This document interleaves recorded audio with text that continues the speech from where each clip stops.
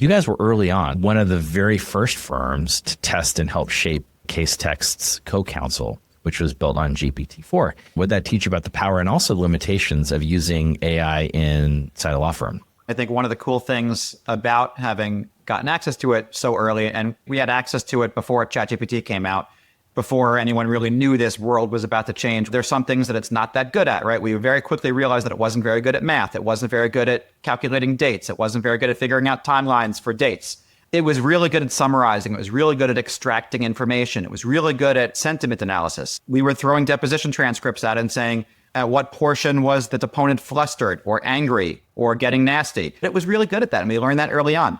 We learned how quickly it could answer certain questions confidently, but it probably shouldn't have answered those kinds of questions that confidently. So we learned about the value of having human in the loop. When firms just want to get started with data, what's your just get started advice for firms in that position? One thing that I always tell folks is leverage the data you're already paying for.